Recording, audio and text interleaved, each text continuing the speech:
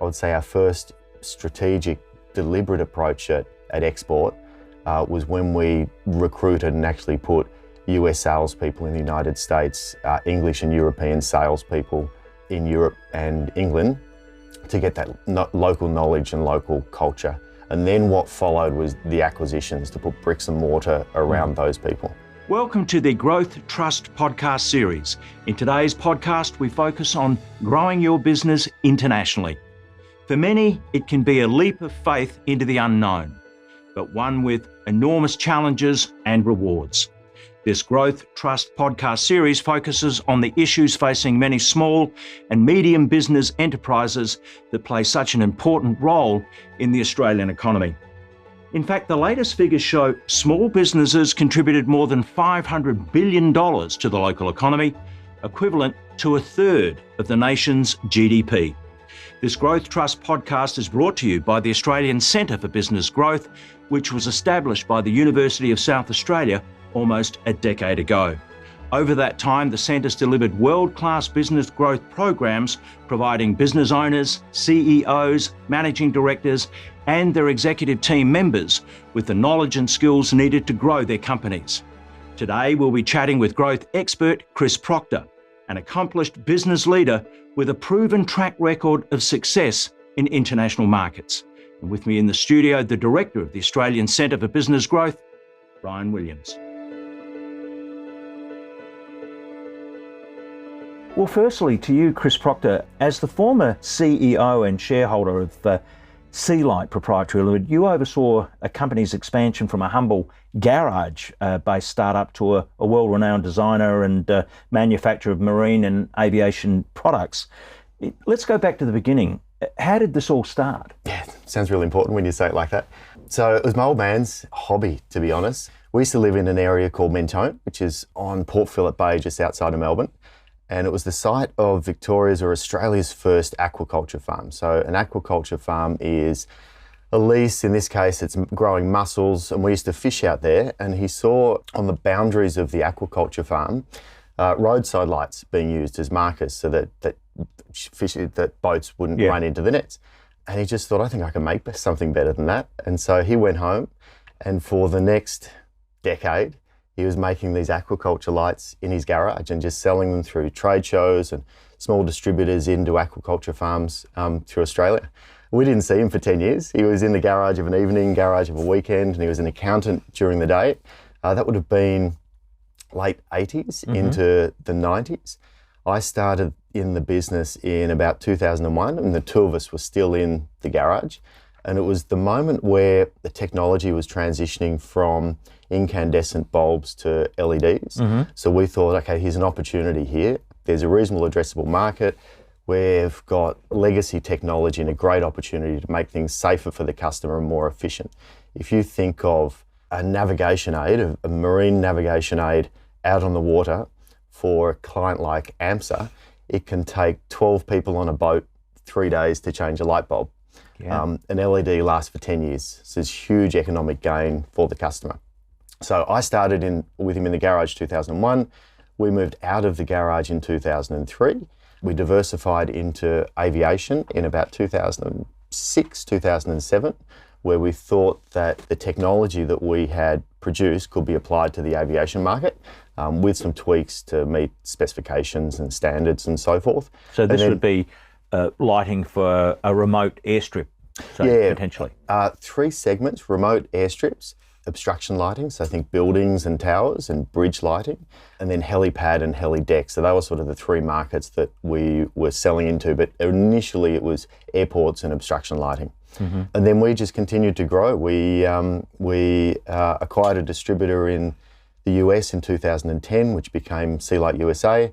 We acquired a distributor in 2012 that became Sealight UK in the United Kingdom. And then we rolled up a couple more acquisitions to plug some technology that we were missing in the product range. We were very much focused on manufacturing and insourcing. So if you were to walk through our factory, you would see rotational molding equipment, injection molding equipment, electronic assembly, and a lot of automation as the backbone of what became a really robust aviation product line and maritime product line.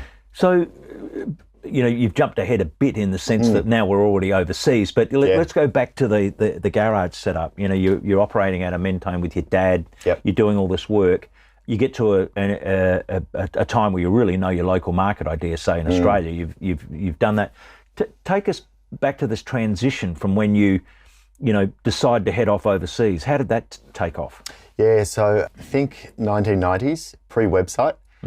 So really, really difficult. You don't have that promotional activity and organic awareness of having an online storefront. So we used Austrade, and we just thought the closest aligned market was New Zealand.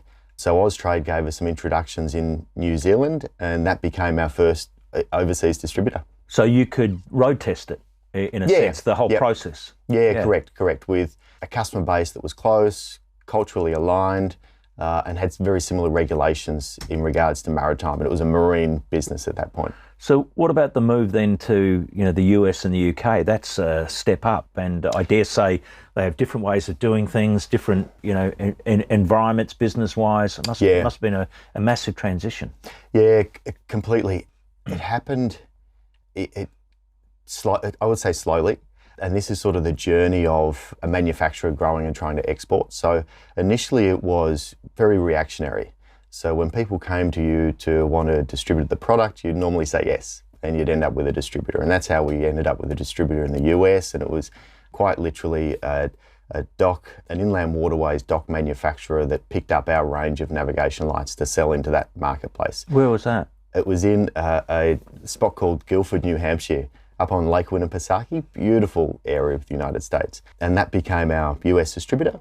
And then a company called EYE, European Yachting Equipment, became our UK distributor. So I would say organic, but not a deliberate export strategy.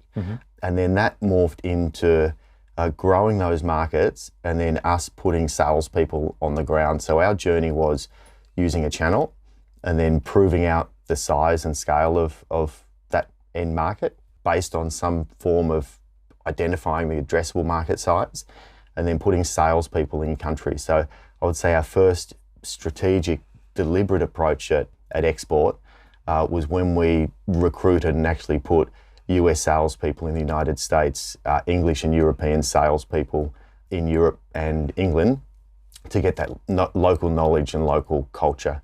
And then what followed was the acquisitions to put bricks and mortar around those people. But even all of that's a massive leap into a new world. I mean, and your dad working out of a shed, and suddenly you're doing this sort of stuff. It must have been a frightening leap into the unknown to some extent. Yeah, it was. The most frightening was when we made the acquisition. So, and I'll use Sea Light USA as an example. We made the acquisition as an asset purchase of Watermark Navigation. So we peeled the navigation side of the business away, and we took a couple of key staff members. It was an unfortunate situation. The majority shareholder of that business passed away, and we ended up dealing with the minority owners and the estate. So then we purchased the business off the estate, and one of the brothers, the minority shareholder, came across and became the general manager of Sea Light USA. So that was the big step. It always takes twice as long and 3 times as much as you anticipate. So we did that. We walk in there as Australians and we have a strategy that, well, we've got product and we've got tooling and we can just transfer all of that to the United States and start manufacturing. And then as you do so, you realise that the regulations are completely different. The shape, the size, the colour of products, the matching are completely different. So then we go through a process of, well, we actually have to start with the customer and work backwards.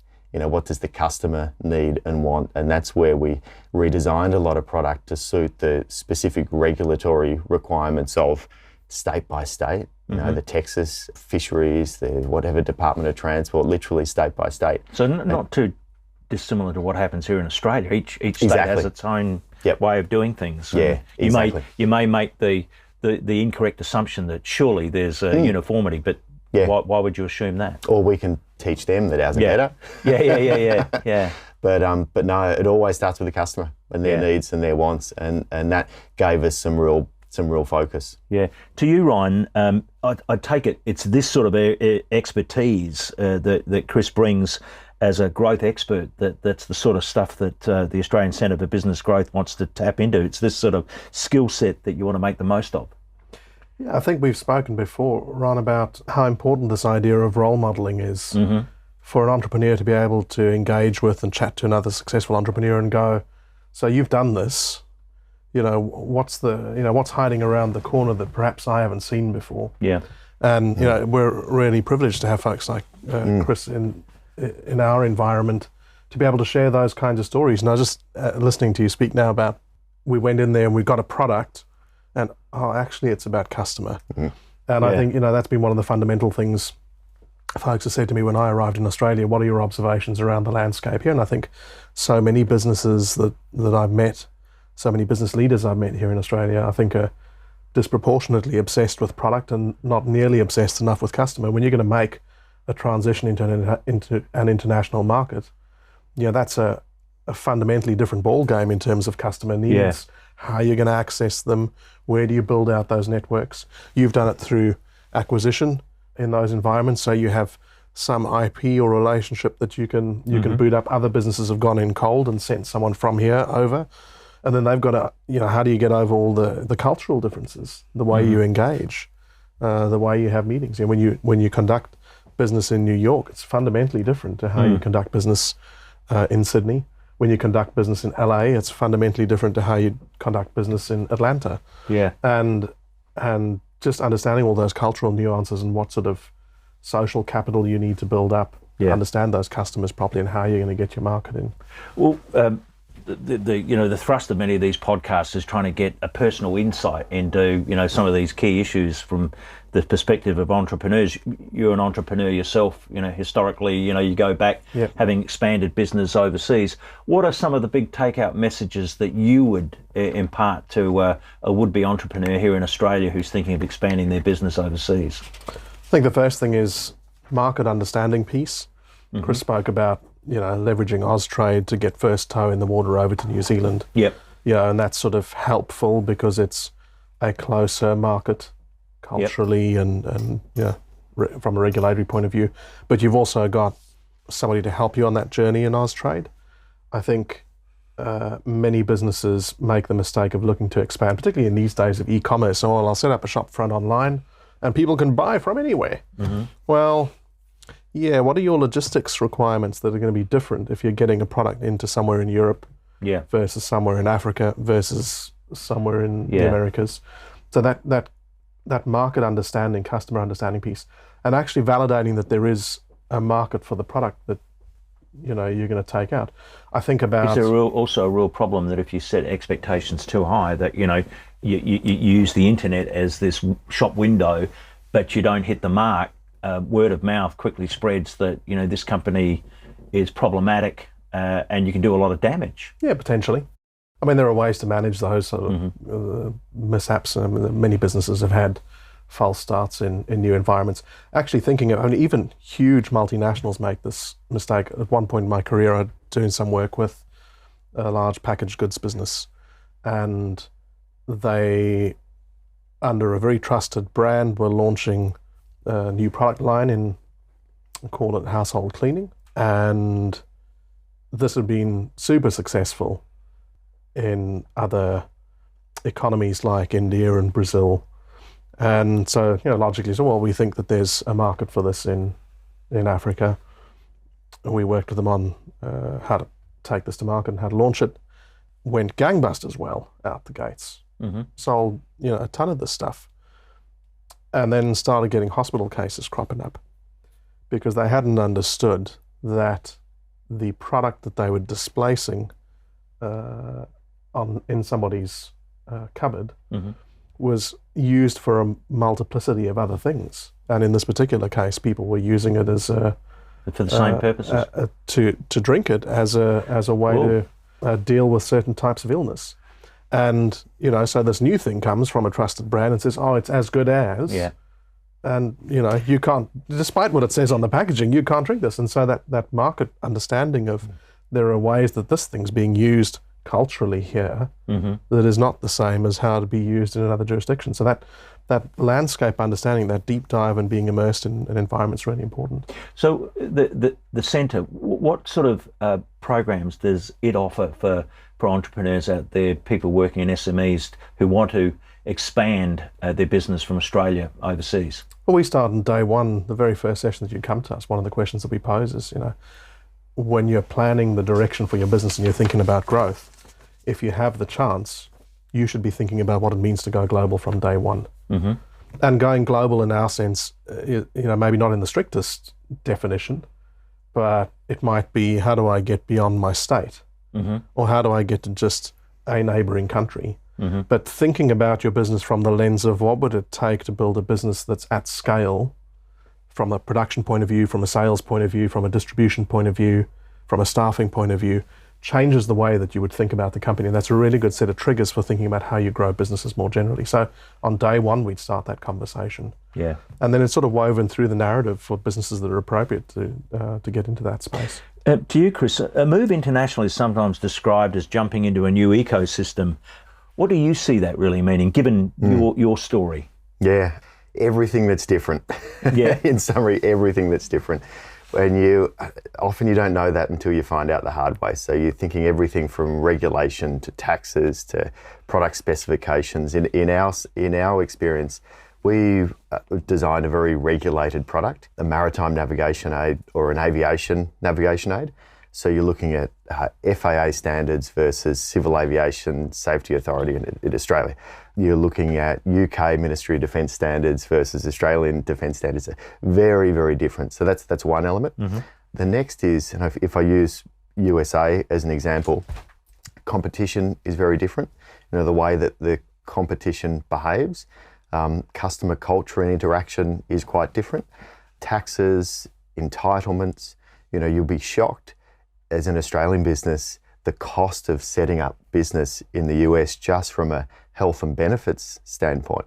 It's very easy to look at sort of a labour rate comparison and you say, well, the factory labour rate is actually really cheap in New Hampshire, but when you add almost 100% loading for health and benefits and other entitlements, it gets very expensive very, very quickly.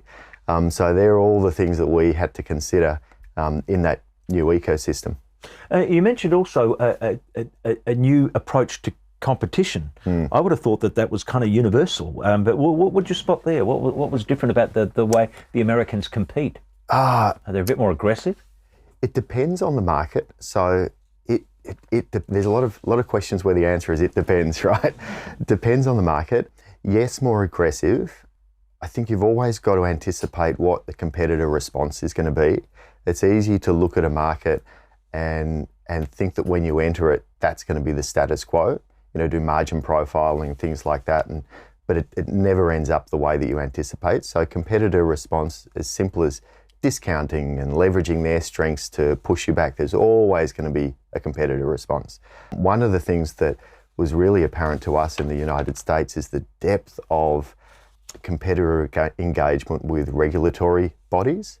We would design products to suit FAA obstruction lighting standards. Mm-hmm. And every few years, these standards would change.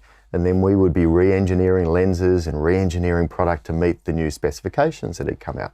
It wasn't until we were, well established in the United States that we realized that our competitor was sitting on the technical board of the advisory committee.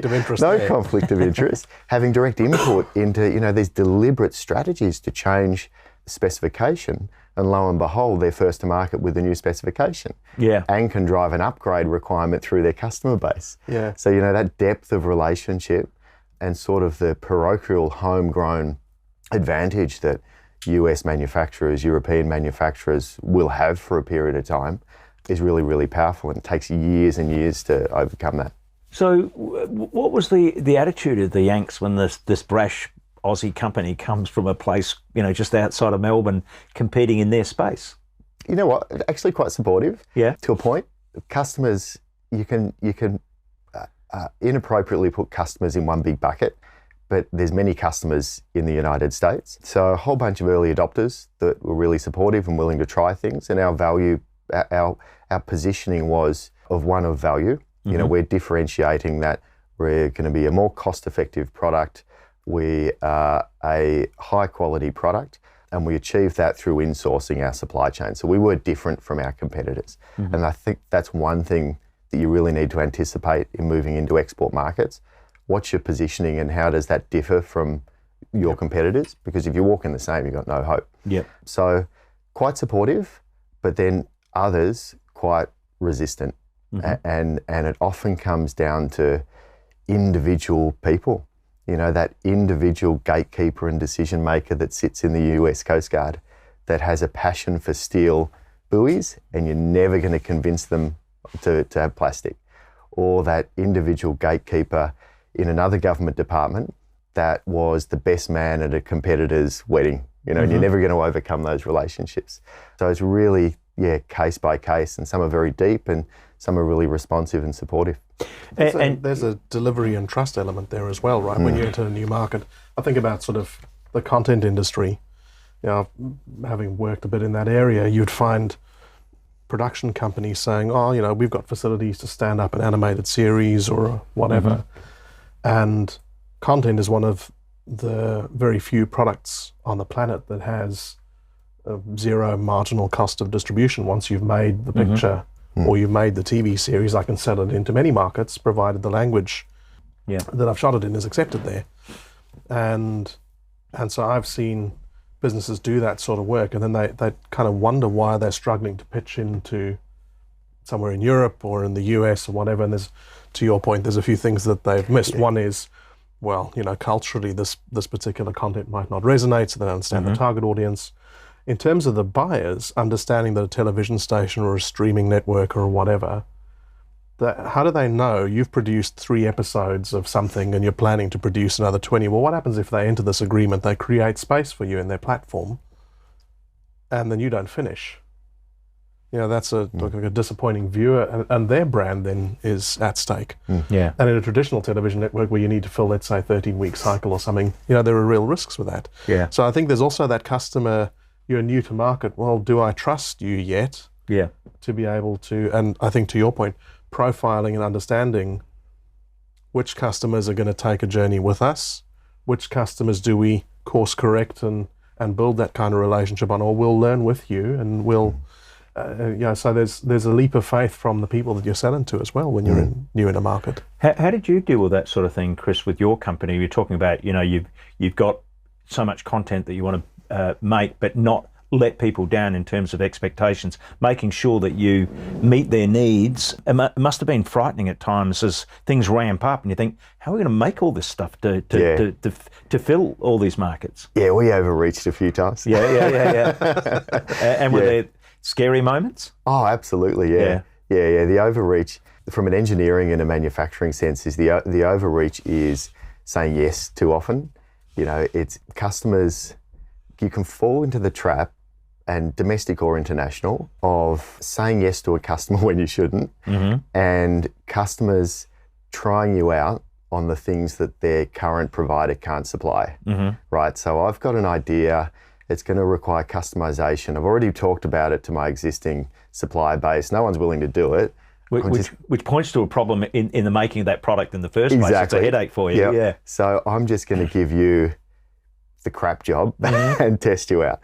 And as a supplier, you're trying to get into a market and a customer, and then the temptation is just to say yes. And we used to call it leaning a little bit too far forward on your skis.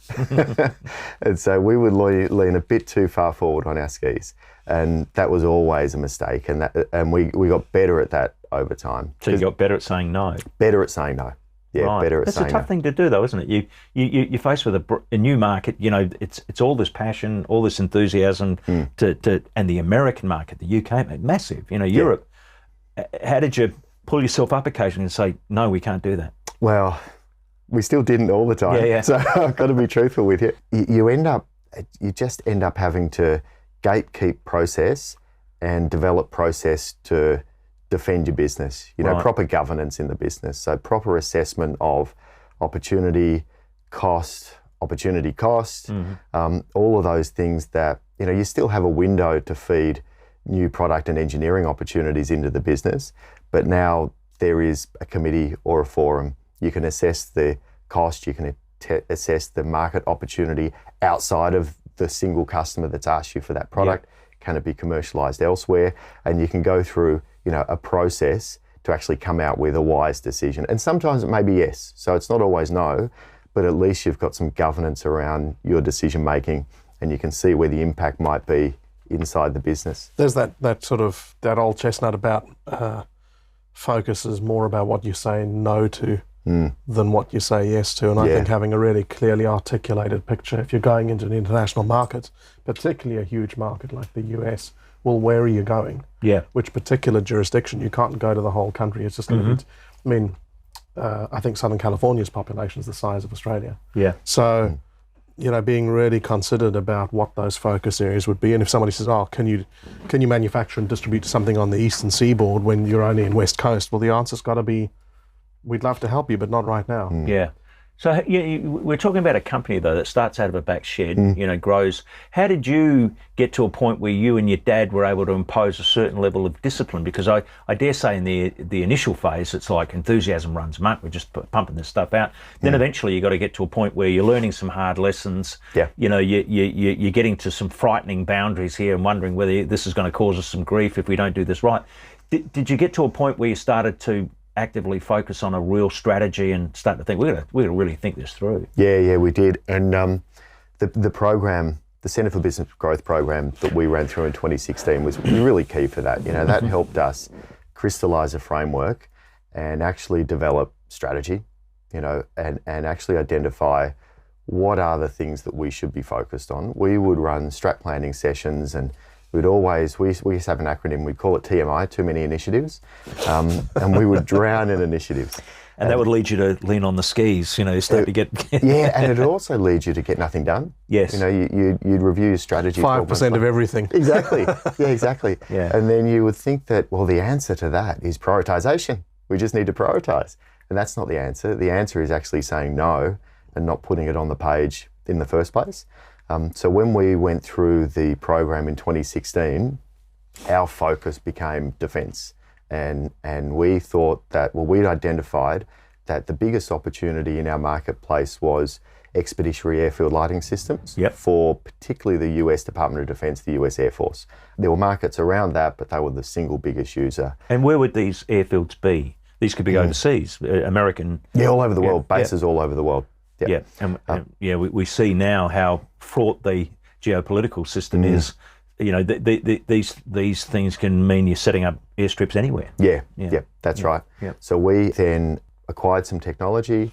We focused the business around developing those prototypes, put budget and resource towards it. And that's the other area where strategy always falls down. It's easy to put an initiative up on the board, but unless you cost it and put budget against it, it's not worth the paper it's written on. So we would put initiatives up on the board. We're going to roll out a new ERP system, but you're not actually costing it. And unless you're willing What is that? What is a... It's call it an enterprise resource planning. So it's a digital system to roll up all of your processes so that your disparate supply chain, manufacturing, operations, sales processes, as you grow, can actually tie together and scale with the business. Every business will go through at some point an ERP rollout and another ERP rollout, and the wheels always fall off. But it's a good example of saying, we need this, but it's going to need budget. And unless we're committed to actually spend $1 million on it and bring in third-party consultants and bring a team in to do the doing, then it's not worth putting it up as an initiative, because you end up sitting around the table with the same executive team doing day jobs and then just pushing more and more strategic initiatives on top of them.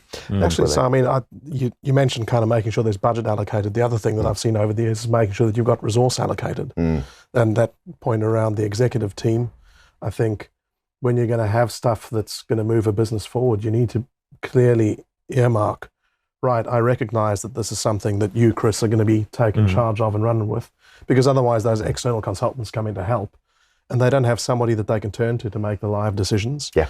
And the other thing I've learned about making sure those strategic initiatives happen is framing for people when the benefits are going to start to drop.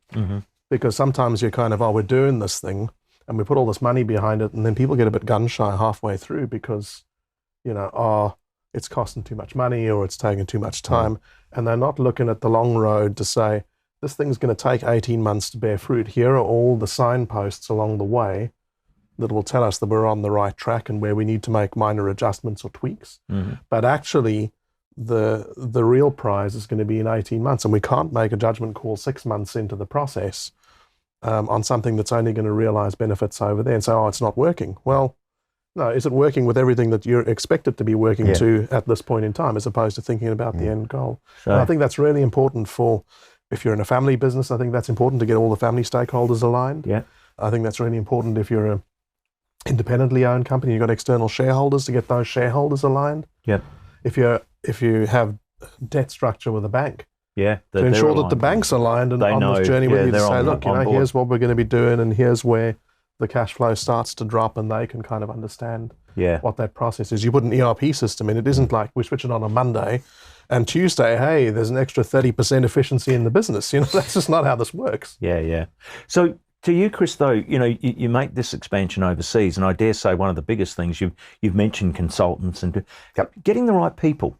And you're into a different character, national character, different people. How did you get that right? How did you tap into the right people to run various processes, both in the US and through Europe?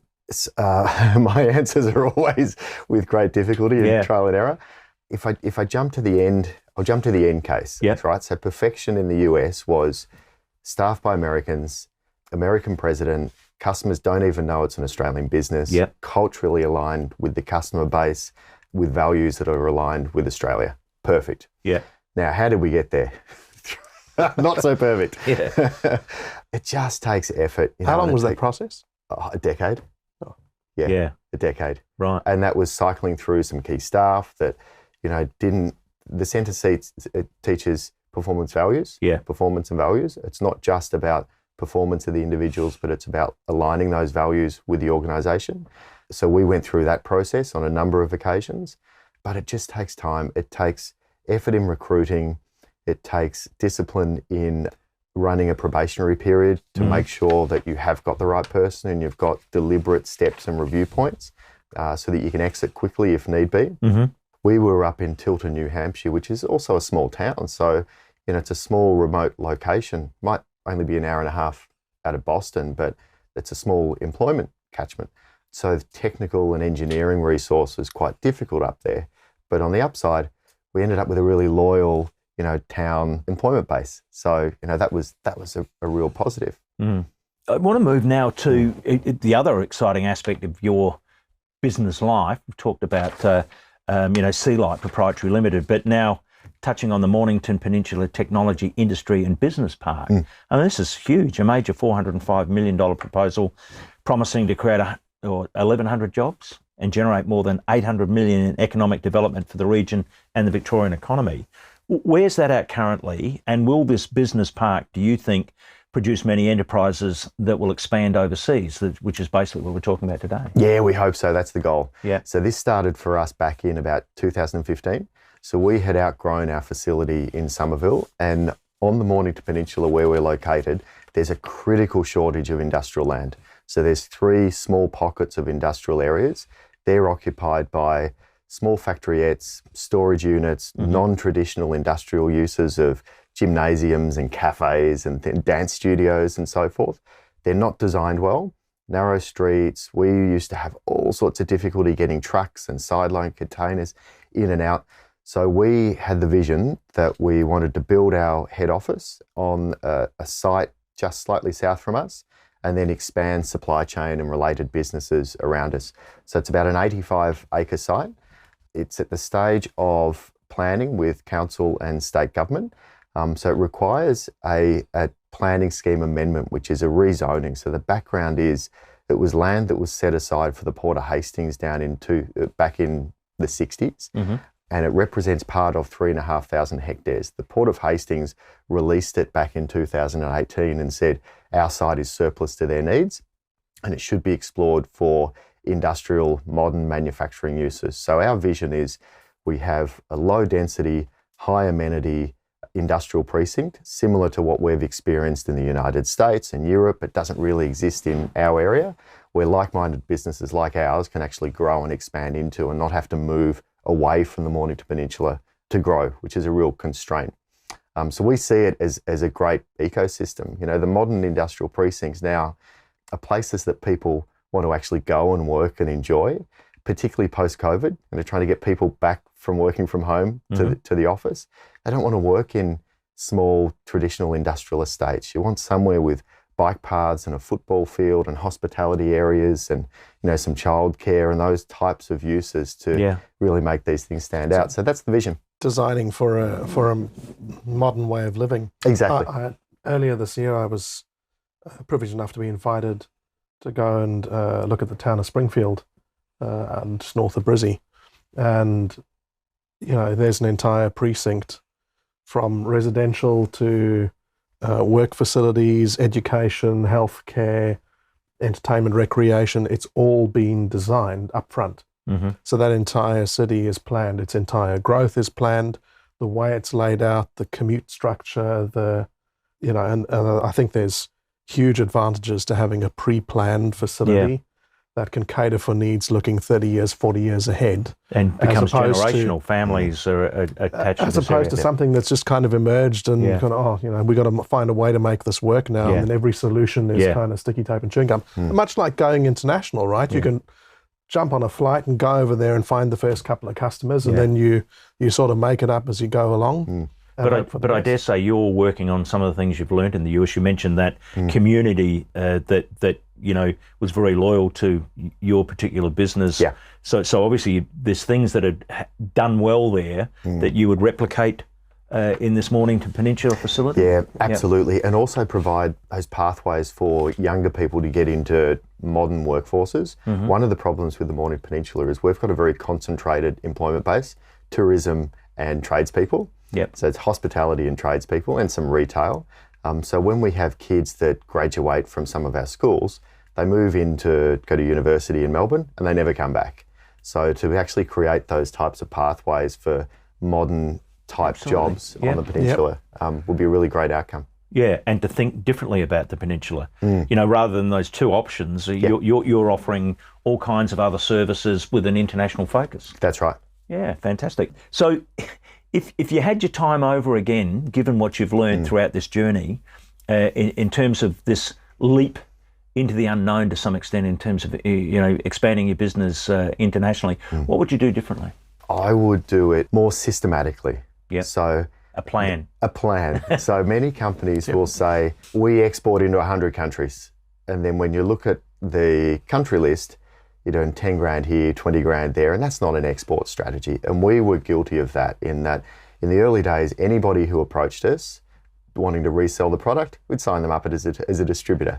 And they ended up with this motley crew of distributors all around the world. And in some cases, we had to spend a lot of effort training and developing those distributors and building their relationships with the end users. And in other cases, we just had to rotate them out and get better channel to market. So the one thing I would do differently is start with the customer, start with their needs, their buying behaviour, the channels that they use to procure their product, look at addressable market size and systematically say, okay, we are going to target this country and we are going to find the best channel to market given the customer base and their buying habits, and then be really selective in the distribution that we used into those countries. That would probably be the one thing I'd change. And to you, Ron, from your experience over many years, when expanding a business internationally, you had your time over, what would you have done differently? I suppose to echo some of Chris's thoughts in some of the earlier conversation, one is think big early. So make sure you're considering these opportunities. Don't kind of, sometimes we can be a little overly humble or not ambitious enough in what our vision could be. So if you're thinking bigger, the next kind of layer behind this, exactly as Chris said, okay, how do I crystallize that? How do I focus on where that opportunity actually is and do all the hard yards? And then probably the third thing, which is true not just for international expansion, but I see a lot of startup businesses make the same error. People come and they say, oh, I've got a unique product. Rubbish. Or we don't have a competitor. Rubbish. That stuff's being serviced. 99.9% of needs already have a solution in market. It might not be the best solution. It might not be the most optimal solution. You might have something that's better than what exists in that landscape. But don't for a second think that those customers haven't got a need Don't have other for options. marine buoys. You know, Yeah. they've got other options. You've just Yeah. got newer technology. And Yeah. so think big early, make sure you focus. And when you're going through that focus process, make sure you've done the unpack to say, there's probably existing needs that are being met. How am I going to compete in that landscape so that I can really think through the structured process of how much obviously, opportunity there Chris, is. you've mentioned several times, you mentioned the 2016 course that the centre provided. So that's obviously the centre's had a profound impact on the way in which your company's developed. Yeah, most definitely. And it does. You look at I've been fortunate enough now to do 2.5 of these programs as a growth expert. And it's just wonderful just to see the groups that come in at the beginning and may have a plan or may not have a plan, and then the level of motivation, excitement at the end, but also the crystallization of process and their willingness to execute. So it's been fantastic. And then I had dinner with a gentleman last night who did the program back in 2015 or 2014, and he testaments 4 or 5 times growth. And what a great changer that was back at that moment for his business and his attitude to it. Well, all kudos to you in the centre there, Ryan. Well done. We'll watch in the years ahead as this amazing project takes place on the Mornington Peninsula Technology and Business Park. Chris Procter, thank you very much for coming in today. Thanks. Thanks for your company today. If you'd like more information about the issues raised in this podcast or other related topics, please visit our website at www.centreforbusinessgrowth.com. And a quick reminder that you can always tune in to the Growth Trust podcast on Spotify, Google, Apple or YouTube. Bye for now.